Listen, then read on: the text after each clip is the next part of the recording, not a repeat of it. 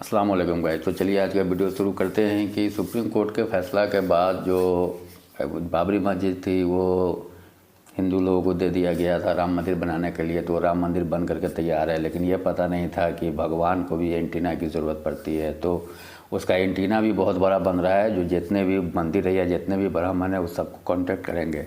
और आप लोग को ये नहीं पता होगा कि बाबरी मस्जिद जो गिराया था उसके बदला में एक ज़मीन मिला था बाबरी मस्जिद बनाने के लिए। तो अब बाबरी मस्जिद तो वहाँ पे जो डिज़ाइन बनाया था वो सब कैंसिल कर दिया गया है और अभी वहाँ पे बहुत बड़ा हॉस्पिटल बन रहा है या ऐसा कुछ बन रहा है जो दुनिया का सबसे बड़ा हॉस्पिटल होगा और उसी में मस्जिद भी होगा। तो उसका भी काम शुरू हो गया है। तो चलिए देख रहे हैं उस मस्जिद का आज पहला ईंट मुंबई से जा रहा है। तो चलिए वो देखते हैं बाबरी मस्जिद का पहला ईंट। एक एंटेना है जो ब्रह्मांड से पूरा तरंग जो है वो ध्वजदंड के थ्रू भगवान के नीचे अंदर गर्भगृह में एंटर होता है। मस्जिद के लिए पहली ईंट आज मुंबई से जा रही है। बाबर नाम छोटा लगे, बाबर हमारा आइडियल हो ही नहीं सकता। बाबर एक राजा था, मस्जिद मोहम्मद बिन अब्दुल्ला नाम दिया गया।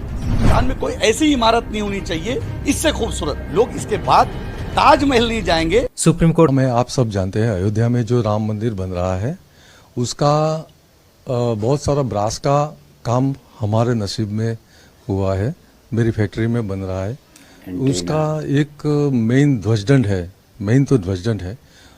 तो शास्त्रों के हिसाब से ये ध्वजदंड हम लोग जो बना रहे हैं पिछले 81 साल से बना रहे हैं, 81 ईयर्स से बना रहे हैं। और उसमें बहुत सारी चीज हम लोग ध्यान रखते हैं।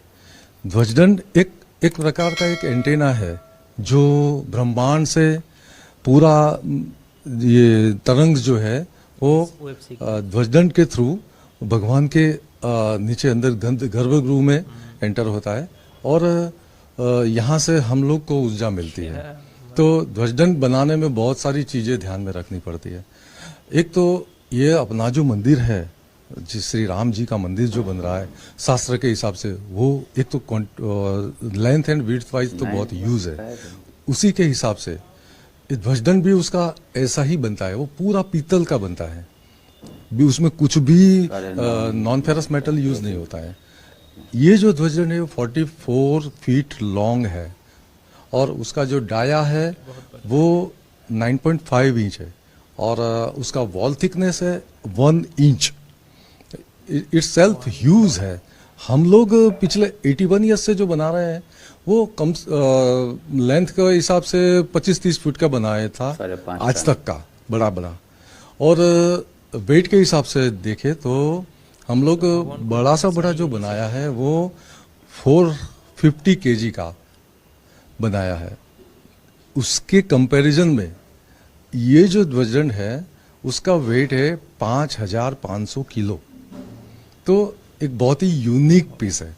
उसको बनाने में उसका रॉ मटेरियल हमें जो सिलेक्ट करना था वो उसका तो बहुत सारा हमारा जो एक्सपीरियंस था वो हमें बहुत ही काम आ गया आज तक का।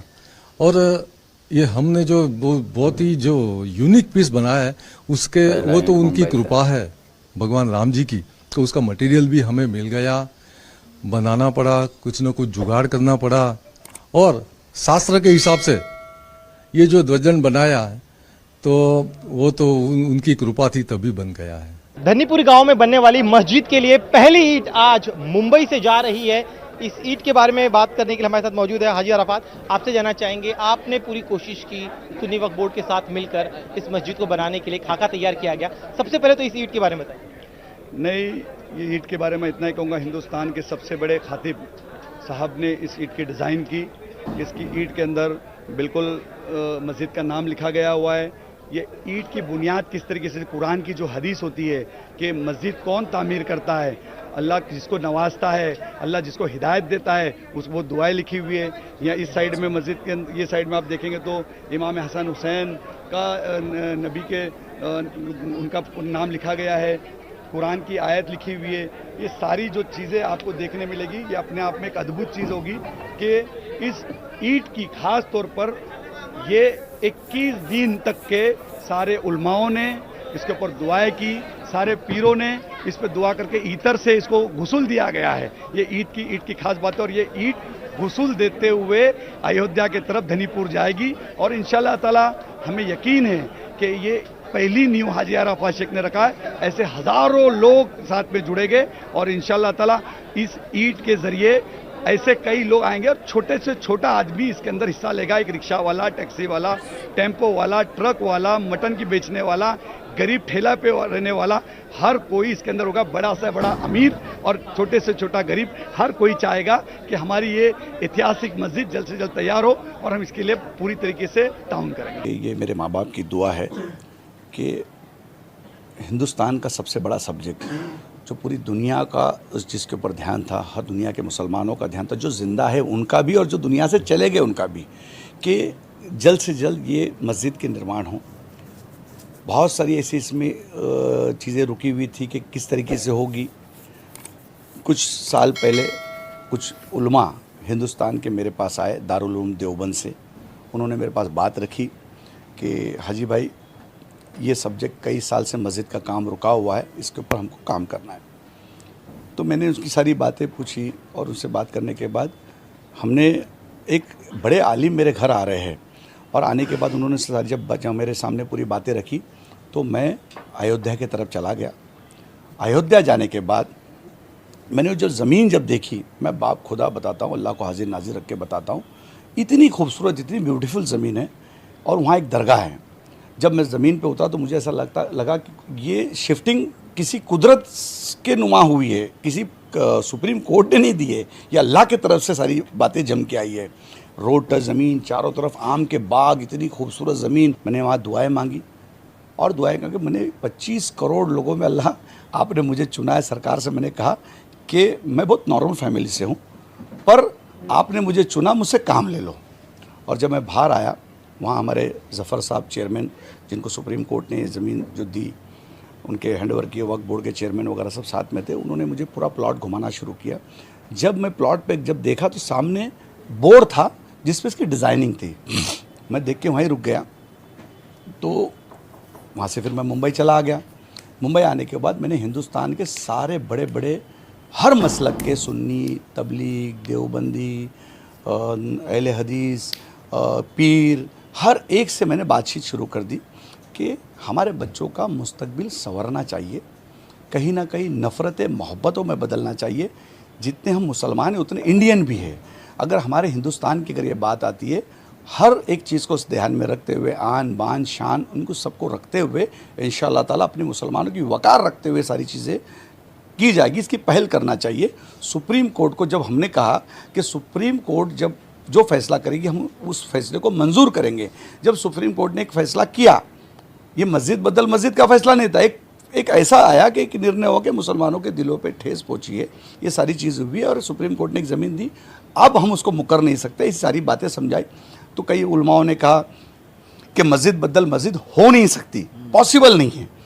तो हमने वो भी बात जफ़र साहब चेयरमैन के पास रखी, वक्फ बोर्ड सुन्नी यूपी के पास में। फिर किस मौलाना ने कहा कि आपने डिज़ाइन देखी क्या? तो मैंने बोला हाँ देखी। तो बोले क्या देखी? मतलब जो आपने देखी वो भी मैंने देखी। तो बोले उसका क्या? मतलब उसके बारे में बात की जाएगी, क्योंकि उसके पहले की जो डिज़ाइन थी जो हिंदुस्तान के मुसलमानों को पसंद नहीं थी, वो कुछ अजब तरीके से बनी हुई थी, उस पर मीनारें नहीं थी, मस्जिद की शक्ल ही नज़र नहीं आती थी, तो लोगों को पसंद नहीं आ रही थी। वो भी एक मसला आके खड़ा हो गया था। तो मैंने उन सारी बातें रखी। तो चेयरमैन यूपी सुन्नी वक्फ बोर्ड के जफ़र फारूकी साहब ने कहा मुझे, हाजी भाई बिल्कुल जो मुसलमान सोचते हैं, जो हमारे आलिम दीन सोचते हैं, जो हमारी कौम सोचती है, उस तरीके से हमको काम करना है। और अल्हम्दुलिल्लाह हमने पूरे हिंदुस्तान के उलमाओं से बात करके सबसे पहले हमने मस्जिद की डिज़ाइन चेंज करने की बात की। तो उन्होंने तुरंत कहा कि बिल्कुल आप मस्जिद की डिज़ाइन चेंज कीजिए। तो मेरे एक दोस्त थे इमरान शेख, जो वर्ल्ड के मस्जिद के डिज़ाइनर है, ख़ास मस्जिदों का ही काम करते हैं। तो मैंने उनसे बात की और अल्हम्दुलिल्लाह उन्होंने जैसे उनको कहा कि इतिहास के पन्नों पे आपका नाम लिखा जाएगा कि आप जो काम करने जा रहे हो। और उसके ऊपर हमारी दोनों की बहुत देर तक बात हुई, बहुत सारा डिस्कशन हुआ कि मस्जिद कैसी होगी, इसके ऊपर हमने बात हुई। तो उन्होंने पूछा मुझे मस्जिद कैसी होगी, तो मैंने उनको कहा कि सवाल का जवाब होना चाहिए। तो उन्होंने कहा मैं समझा नहीं, सवाल का जवाब क्या है? कि सवाल का जवाब मैं बोला ये है कि हिंदुस्तान में कोई ऐसी इमारत नहीं होनी चाहिए इससे खूबसूरत। लोग इसके बाद ताजमहल नहीं जाएंगे, लोग मस्जिद मोहम्मद बिन अब्दुल्ला देखने जाएंगे। तो हमने मस्जिद की डिज़ाइन की। फिर उन्होंने नाम का पूछा तो हमने एक नाम, ऐसा नाम कि जो बाबर नाम छोटा लगे। बाबर हमारा आइडियल हो ही नहीं सकता। बाबर एक राजा था, इस देश पे तीर तलवार भाला लेके आया था, इस देश पे राज करने आया था, इस देश पे कब्जा करने आया था। हम बाबर को नहीं मानते, हम गरीब नवाज को मानने वाले लोग हैं। बाबर तीर तलवार लेके आया था, गरीब नवाज कासा लेके आए थे। बाबर लूटने आया था, गरीब नवाज देने आए थे। हम गरीब नवाज को मानने वाले लोग हैं। तो मस्जिद मोहम्मद बिन अब्दुल्ला नाम दिया गया, नाम का हो गया। अब शरई मसला आके अटक गया कि शरई मसले के अंदर जो मस्जिद बदल मस्जिद जो इमाम नहीं चाहते थे, हम नहीं मानते कि बाकी फिर भी उनकी भी बात रखना चाहिए कि हमारे वो बड़े हैं दुनिया हिंदुस्तान में, आज बड़े ओहदे पे बैठे, हम उसको आलिम दीन बोलते हैं, पीर बोलते हैं। तो जब बात आई तो हमने वहाँ पे 6 एकड़ ज़मीन की बात रखी कि इतना बड़ा प्रोजेक्ट हम जब कर रहे तो 6 एकड़ ज़मीन होनी चाहिए। तो 5 एकड़ ज़मीन हमको सुप्रीम कोर्ट ने दी, 6 एकड़ ज़मीन हमने वक्फ बोर्ड के जरिए पहल की। तो यानी 11 एकड़ पे ये बहुत बड़ा प्रोजेक्ट हो रहा है।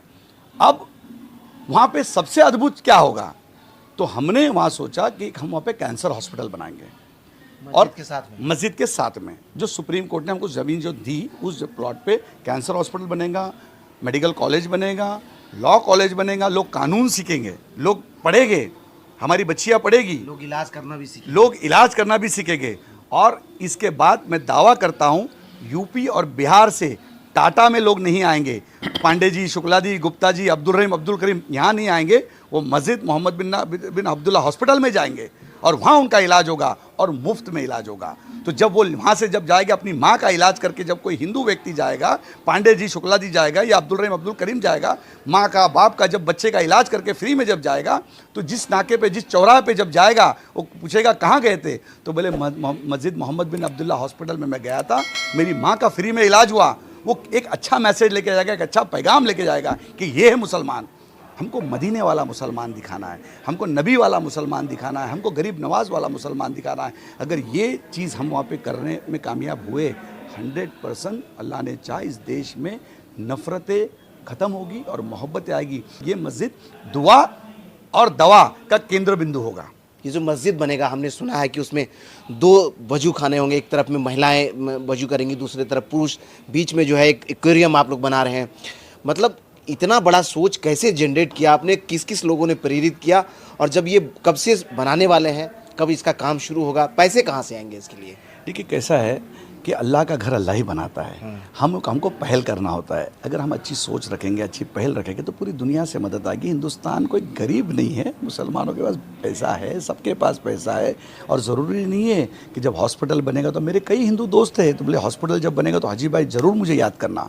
तो ऐसी भी बातें जब आ रही है कि हम यूपी से, कोई बोलता हम बिहार से, हम झारखंड से, लोग बोलते, कोई बोलता लखनऊ से, कोई बोलता मैं बनारस से हूँ, और वो सब बड़े बड़े अहदे पे मुंबई में जब काम करते हैं और अधिकारी, खास तौर पर बड़े बड़े अधिकारी बड़ी बड़ी पोस्ट पे जब बैठने के बाद ये बातें सब सुन रहे हैं, तो उन लोग बोलते हम अप्रिशिएट करते हैं कि ये जो काम करने जब जा रहे हैं। और ये फिश एक्वेरियम वगैरह, तो हॉस्पिटल तो मेन हमारी ज़रूरत की चीज़ें, यही पैगाम है, यही एक पैगाम हमको देना हिंदुस्तान में नहीं पूरी दुनिया में देना है कि यही जब नबी पाक सल्लल्लाहु अलैहि वसल्लम ने कहा तुम हिब्बुल वतनी हो जाओ, जिस देश में रहो उस देश से जितना तुम तुम्हारे धर्म से प्यार करते हो उतना तुम तुम्हारे देश से प्यार करो। तो हम अगर हमारे देश से प्यार करते हो तो देश के लोगों से प्यार होना चाहिए। अगर हम एक दूसरे को जब मोहब्बत देंगे तो मोहब्बत मिलेगी, नफ़रत देंगे तो नफ़रत मिलेगी। तो हम मोहब्बत कैसा देंगे, जो इतना बड़ा मामला जो लोग भूल नहीं पा रहे। आज मुझे यकीन है कि जब वो मस्जिद बनेगी, मस्जिद बनने के बाद 2 रकात जब नमाजें होगी तो लोग कब्रों में से दुआ देंगे, जो बेकसूर मारे गए, जिनका कोई लेना देना नहीं था, ठेले वाला था, रास्ते पे था, ऐसे कई लोग जो बेकसूर, जिनका कोई दूर दूर तक पता ही नहीं था उनको क्या हो रहा है, और उन लोगों के लिए जब 2 रकात नमाज पढ़ी जाएगी और दुआ होगी तो ता क़यामत तक वो दुआ देगी। और मेरी नस्लों को, मेरे बच्चों को, मेरे ख़ानदान को इसका सवाब, मेरी माँ को सवाब, पिताजी को सवाब मिलेगा। लोग इस दुनिया में, मुझे यकीन है ये प्रोजेक्ट ये जब से मैं कर रहा हूँ तो पूरे हिंदुस्तान से दुआओं से नवाज रहे। आज आने वाली नस्लें को, मेरे बच्चे जब रास्ते पे जब निकलेंगे तो लोग रिस्पेक्ट से बोलेंगे कि उन्होंने फिर लिया है 6 एकड़ ज़मीन, तो 11 एकड़ में वो बन रहा है, मस्जिद भी बन रहा है, कैंसर हॉस्पिटल भी बन रहा है, लॉ कॉलेज भी बन रहा है, मेडिकल कॉलेज भी रहेगा। तो ये बहुत ही बड़ा प्रोजेक्ट है और पहला ईंटा मुंबई से जा रहा है। तो और जो भाई को इसमें हिस्सा लेना है वो ले सकते हैं। तो चलिए मिलते हैं फिर किसी और वीडियो में, जब तक के लिए बाय।